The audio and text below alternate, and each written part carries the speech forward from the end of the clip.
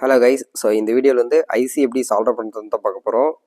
ஐசினா ஒன்றும் இல்லைங்க. ஐசினா வந்து இன்டெகிரேட்டட் சர்க்யூட்னு சொல்லுவாங்க. இந்த ஐசி வந்து பார்த்திங்கன்னா இந்த மாதிரி ரீடில் தான் நமக்கு கொடுப்பாங்க. அது வந்து நம்ம ஃபஸ்ட்டு ஓப்பன் பண்ணிப்போம்.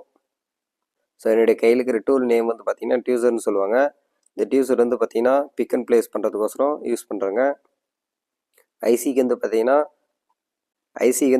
நம்ம ஃபஸ்ட் பின் வந்து ஐடென்டிஃபை பண்ணுற மாதிரி இருக்கும். இது வந்து பார்த்திங்கன்னா QFN quad flat no lead பேக்கேஜ்னு சொல்லுவாங்க. இதுக்கு வந்து பார்த்திங்கன்னா லீடு இருக்காது. நான் ஆல்ரெடி என்னுடைய பிசிபி போர்டில் சால்டர் பேஸ்ட் நான் அப்ளை பண்ணிட்டேன். அப்புறம் என்னுடைய ஹாட் கன்னை வச்சு நான் அதனை ஹீட் பண்ணுறேன்.